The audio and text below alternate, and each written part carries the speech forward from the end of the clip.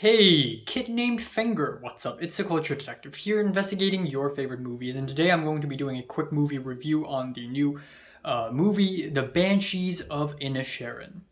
About 5 hours ago, 5.5 hours ago, I went to AMC to watch The Banshees of Inisherin. The ticket is $14.88 because, fuck this mosquito.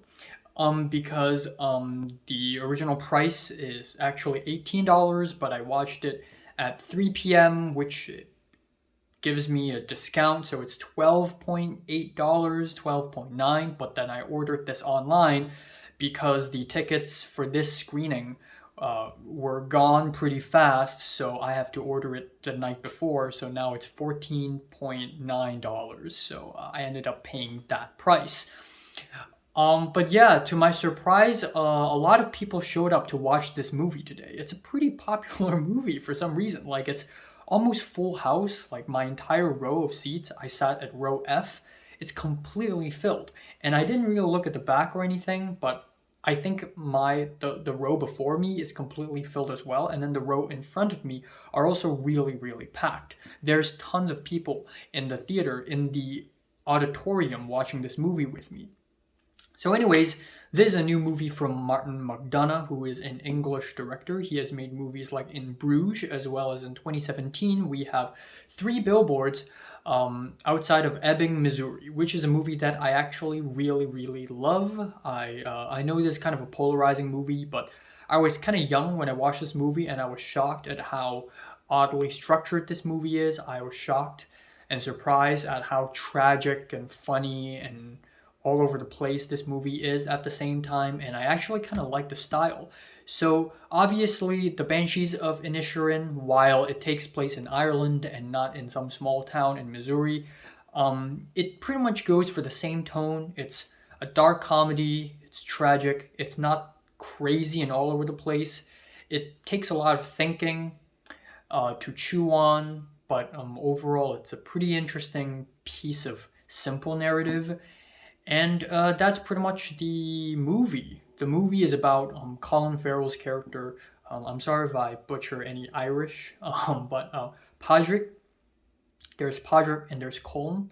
And Padraig is played by Colin Farrell. Colm is played by Brendan Gleeson. And one day they just stopped being friends. And Colin Farrell's kind of confused. And Brendan Gleeson was like, I just don't like you no more. And Colin Farrell's like, what? What do you mean?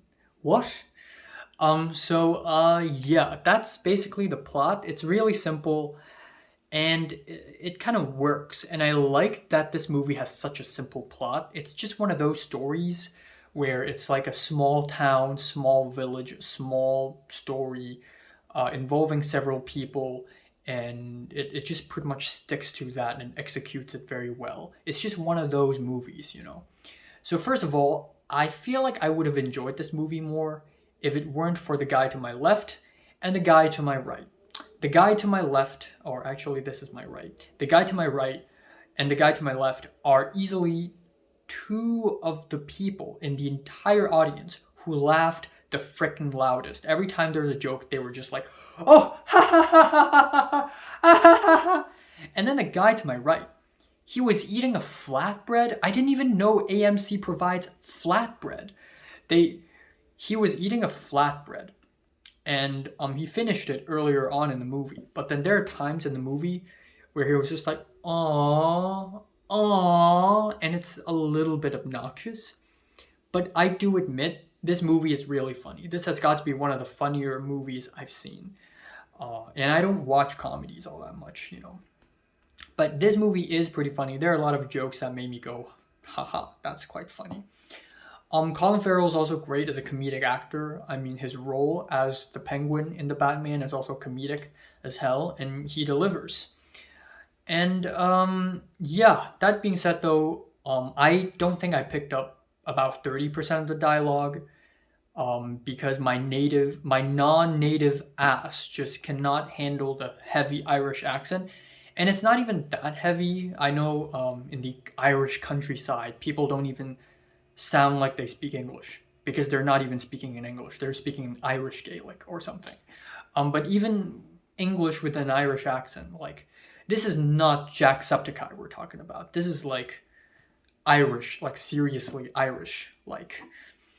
So instead of saying my fingers, they're like me fingers, and then instead of saying shush, when you tell someone to shush, you tell them to be shush like. So those are pretty weird. And again, this movie also takes place in the 1920s, so I guess some of the language here are also kind of old timey. But yeah, I love the simplicity of the movie. That's true, and I think the visuals are beautiful. This movie takes place in one town, on one island, and it looks nice. It captures the landscape really well. I think the characters and the themes are pretty layered, and I love how funny and tragic it is at the same time. I guess if there's one issue I have with the movie, it would be that I wanted more from the ending. It didn't feel climactic enough for me to make me go, okay, this has got to be the ending. And also near the end, I think it's the third last or the fourth last scene. Colin Farrell was like, "Oh no, this is not the end. This is just the beginning," and then the movie just ends around that time. So I wanted to see more. But yeah, I still really like this movie. I think it's definitely one of the best of the years. It's one of the most interesting, one of the most thought provoking, and definitely the kind of movie that I would sort of enjoy. I still like Three Billboards over this one, but I think this is definitely great, and it's amazing that 2022 just has so many great films to offer because we already have Everything Everywhere, we have Decision to Leave, we have RRR, we have Tar, we have Nope, and the blockbusters like Batman and Top Gun Maverick. We have Broker as well. We have the documentaries, which I shall not name. Just wow, just a lot. So yeah, leave it. I'm gonna leave it here. I'm giving the Banshees of Inisherin a like 9 out of 10. So have you watched this movie from 1 to 10, which is rated, like, and subscribe if you want more. And thanks for watching.